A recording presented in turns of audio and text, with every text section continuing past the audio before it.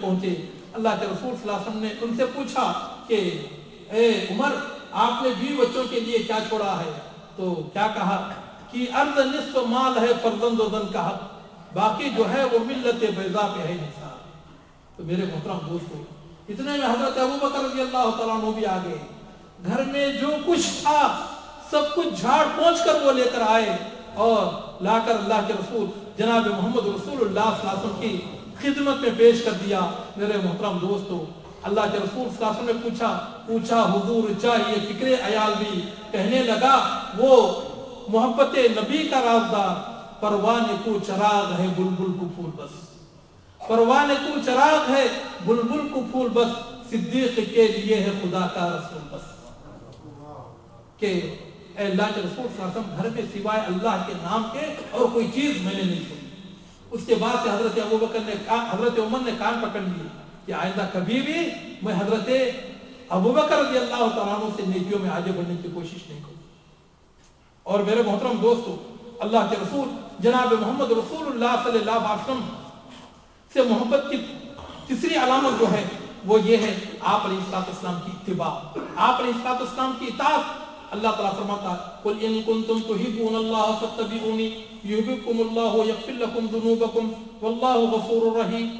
اے جناب محمد رسول اللہ صلی اللہ علیہ وسلم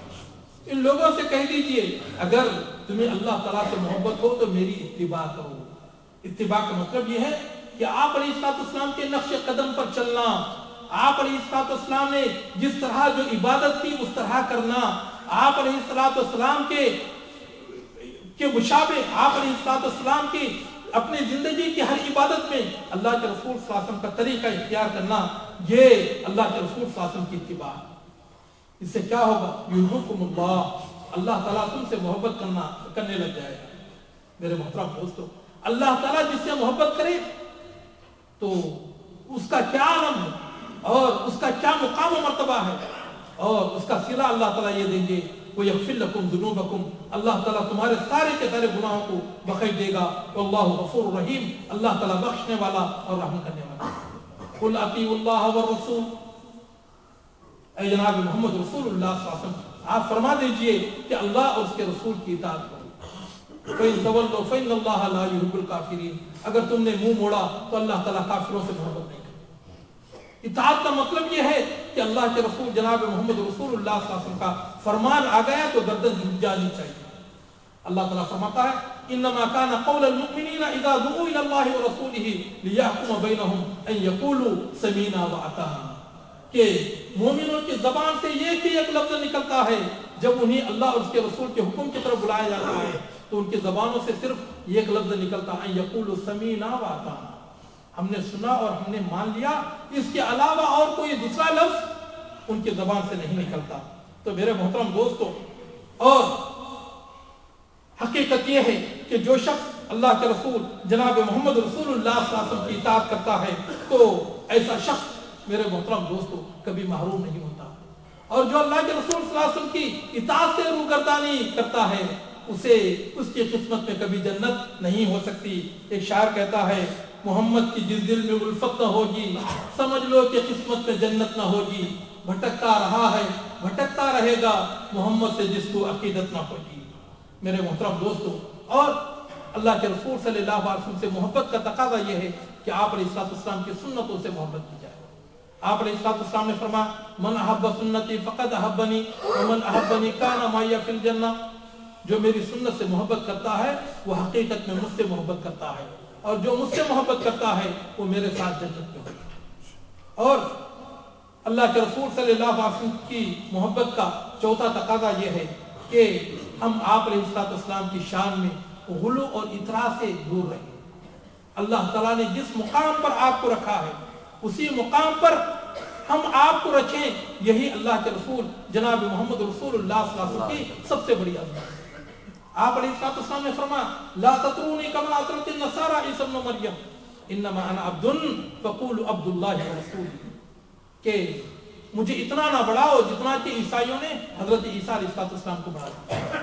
بلکہ میں اللہ تعالیٰ کا بندہ ہوں، مجھے اللہ کا بندہ اور اس کا رسول ہوں۔ اور حقیقت یہ ہے کہ اللہ کے رسول جناب محمد رسول اللہ صلی اللہ علیہ وسلم کی سب سے بڑی شان اللہ تعالیٰ کے لیے آپ کی عبدیت کبریٰ تھی۔ اللہ تعالیٰ نے جہاں کہیں بھی اللہ کے رسول صلی اللہ علیہ وسلم کا تذکرہ کیا تو آپ کو لفظ عبد سے یاد فرمایا اور فرمایا سبحان الذی اسرا بعبدہ لیلا من المسجد الحرام فاوحى الى عبده ما اوحى اور وانه قام عبد الله كادوا يكونون عليه لبدا۔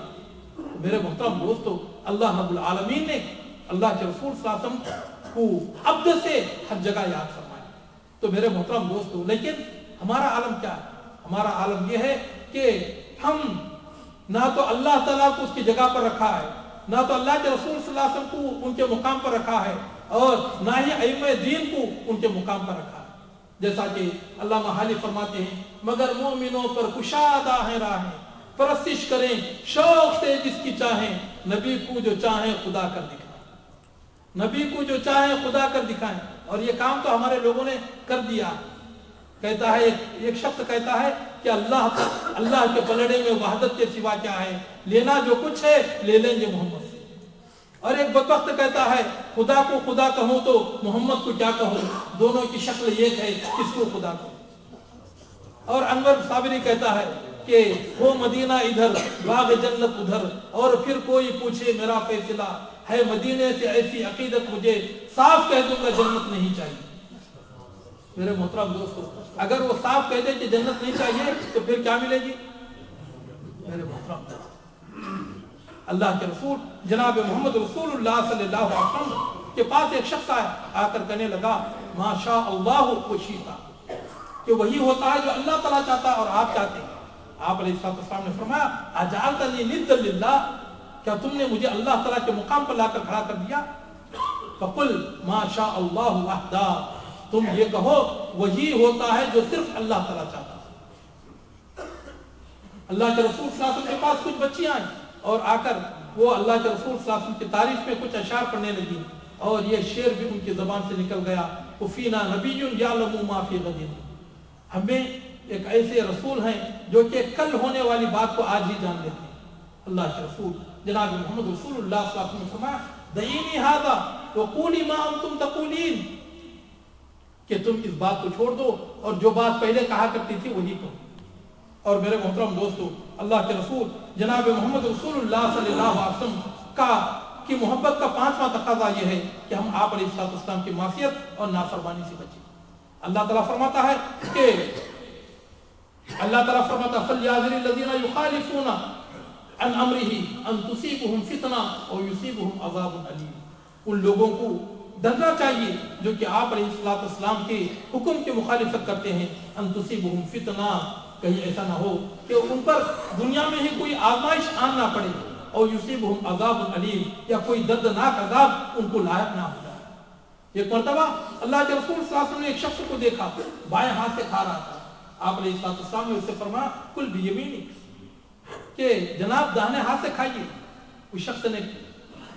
تکبر و غرور سے کہا کہ میں ان کی بات کیا مانوں؟ اس نے کہا لا افتتی، حضرت یہ میرا جو ہاتھ ہے وہ منہ تک نہیں اٹھتا۔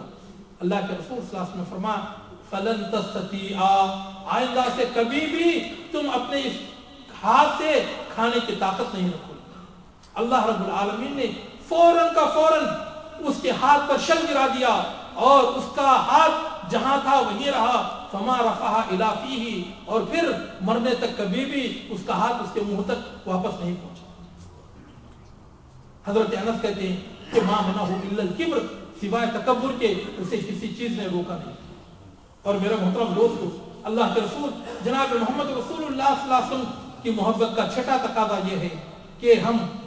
بدعتوں سے دور رہیں۔ اللہ کے رسول جناب محمد رسول اللہ صلی اللہ علیہ وسلم نے اپنی امت کو بدعات سے روکا ہے، اور آپ علیہ السلام نے فرمایا کہ الا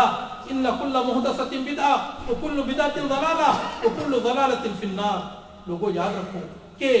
ہر دین میں ہر نیا کام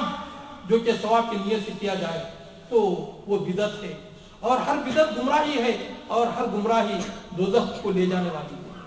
اور اللہ رب العالمین نے اللہ کے رسول صلی اللہ علیہ وسلم پر یہ فرض فرمایا کہ قیامت کی صبح تک نیکی کی جو بھی بات ہے آپ اپنی امت کو بتا دیں۔ صحیح مسلم شریف کی روایت ہے، اللہ کے رسول صلی اللہ علیہ وسلم ارشاد فرماتے ہیں ما بعث اللہ من نبی الا کان حقا علیہ ان یدل امتہ من کل خیر ما یعلمہ لہم ویحذرہم من کل شر ما یعلمہ لہم، کہ اللہ تعالیٰ نے جس پیغمبر کو بھی بھیجا تو اللہ تعالیٰ کی طرف سے اس پیغمبر پر یہ حق عائد ہوتا ہے کہ اپنی امت کو ہر نیکی کی بات بتا دے اور ہر گناہ سے اور ہر بدی سے انہیں ڈرائے۔ تو دنیا کے جتنے بھی نیکی کے کام تھے اللہ کے رسول صلی اللہ علیہ وسلم نے بتا دیا۔ اگر کوئی شخص یہ کہتا ہے کہ ربیع الاول عید میلاد منانا یہ نیکی کا کام ہے، 10واں کرنا یہ نیکی کا کام ہے، 20واں یہ نیکی کا کام ہے، 40واں یہ نیکی کا کام ہے، اور اسی طرح شب برات منانا یہ نیکی کا کام ہے، اور رجب کے کنڈے کرنا یہ نیکی کا کام ہے، اور اسی طرح 11ویں کرنا یہ نیکی کا کام ہے، تو گویا کہ وہ اس بات کا اعلان کرتا ہے کہ اللہ کے رسول صلی اللہ علیہ وسلم کو پتا نہیں تھا کہ یہ ساری کے ساری نیک باتیں ہیں، تو آج مجھے پتا چلا ہے اس لیے میں بتا رہا ہوں۔ امام بربہاری رحمۃ اللہ علیہ فرماتے ہیں کہ جو شخص کوئی بدعت ایجاد کرتا ہے تو گویا کہ وہ اس بات کا خاموش اعلان کرتا ہے کہ پیغمبر وہی نہیں ہے جو کہ آج سے 1400 سال پہلے آئے، بلکہ یہ پیغمبر میں بھی ہوں اور مجھے بھی اللہ رب العالمین نے کچھ باتوں کو دے کر بھیجا ہے، اور میں بھی کچھ حلال و حرام کر سکتا ہوں، کچھ نیکیوں کے کام بتا سکتا ہوں۔ تو گویا کہ بدعتی خاموش دعویٰ یہ کرتا ہے کہ میں بھی ایک اللہ تعالیٰ کا پیغمبر ہوں۔ اور اللہ کے رسول جناب محمد رسول اللہ صلی اللہ علیہ وسلم نے فرمایا کہ البدعۃ احب الی الشیطان من المعصیہ، کہ شیطان کو بدعت گناہوں سے زیادہ پسند ہے، کیونکہ گنہگار اگر چوری کرنے والا، زنا کرنے والا اور دیگر برائیاں کرنے والا یہ نہ ایک دن اللہ تعالیٰ اسے توبہ کی توفیق دے سکتا، لیکن بدعتی کو توبہ کی توفیق نہیں ہوتی۔ حدیث میں آتا ہے اللہ کے رسول صلی اللہ علیہ وسلم ارشاد فرماتے ہیں کہ ان اللہ حجب عن صاحب البدعۃ التوبہ حتی یدعها، اللہ تعالیٰ نے بدعتی سے توبہ کو روک رکھا ہے جب تک کہ وہ بدعت کو نہیں چھوڑتا۔ میرے محترم دوستو، توبہ تو آدمی اس وقت کرتا ہے جبکہ اسے اس بات کا احساس ہو کہ میں گناہ کر رہا